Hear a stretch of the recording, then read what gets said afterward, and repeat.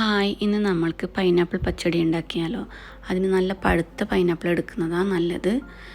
ഇപ്പോൾ ഓണയ്ക്ക് ആവാറായില്ലേ, അതിന് ഒഴിച്ചുകൂടാൻ പറ്റാത്തൊരു വിഭവമാണ്. നിങ്ങൾ ഉണ്ടാക്കി നോക്ക്, നല്ല ടേസ്റ്റിയാണ്. അതിനാവശ്യമായി 1/2 സ്പൂണ് മുളക് പൊടി, 1/4 സ്പൂണ് മഞ്ഞൾപ്പൊടി, ആവശ്യത്തിന് ഉപ്പ്, 1/2 സ്പൂൺ ചെറിയ ജീരകം, ഒരു പച്ചമുളക്, 1/2 സ്പൂണ് കടുക്, ഒരു ബൗള് തേങ്ങ ചിരവിയത്, ഒരു ഫുൾ പൈനാപ്പിൾ കട്ട് ചെയ്തത് ഒരു ബൗൾ. അതിനായി ഒരു പാത്രം എടുത്ത് അതിലേക്ക് കട്ട് ചെയ്ത പൈനാപ്പിൾ ഇടാം. ചെറുതായിട്ട് അരിഞ്ഞ പൈനാപ്പിൾ നല്ലത് കേട്ടോ, പെട്ടെന്ന് വെന്ത് കിട്ടും. അതിലേക്ക് മഞ്ഞൾപ്പൊടി,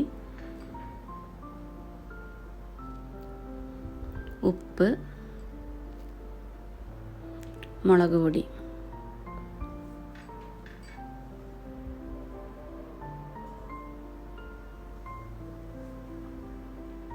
ഇത് വേവാനായിട്ട് ഒരു ഗ്ലാസ് വെള്ളമാണ് ഞാൻ എടുത്തത്. ഇതൊന്ന് നന്നായി ഒന്ന് മിക്സ് ചെയ്യാം.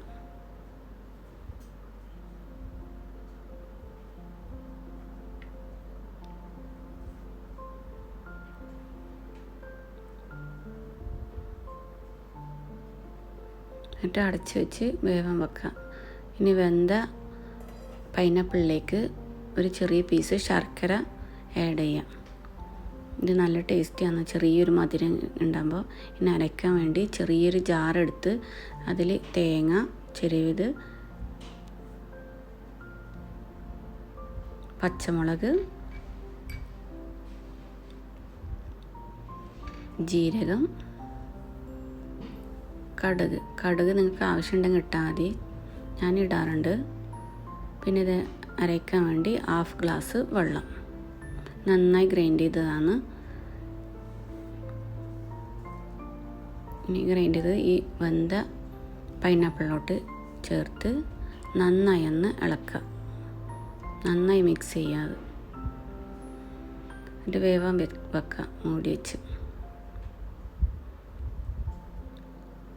വെന്ത ശേഷം ഒരു ഹാഫ് കപ്പ് യോഗട്ടില്ലേ, തൈര്, അത് ഒന്ന് മിക്സിയിൽ ഒരു പ്രാവശ്യം ഒന്ന് ഗ്രൈൻഡ് ചെയ്താൽ മതി, അതിൻ്റെ കട്ടയൊക്കെ പോകാനാണ്. എന്നിട്ട് അത് കൂടി ആഡ് ചെയ്യുക. ഇത് തിളക്കാൻ പാടില്ല, ജസ്റ്റ് ഒന്ന് ചൂടായാൽ മാത്രം മതി.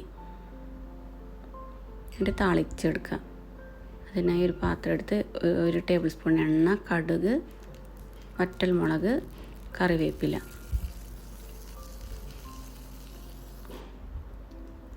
എന്നിട്ട് ഇതിലേക്ക് ഒഴിക്കുക. പൈനാപ്പിൾ പച്ചടി റെഡി. നല്ല ടേസ്റ്റിയാണ്, എല്ലാവരും ഉണ്ടാക്കി നോക്കുക. നിങ്ങൾക്ക് ഇഷ്ടപ്പെട്ടാൽ ലൈക്ക് ചെയ്യുക, ഷെയർ ചെയ്യുക, സബ്സ്ക്രൈബ് ചെയ്യുക. Thank you.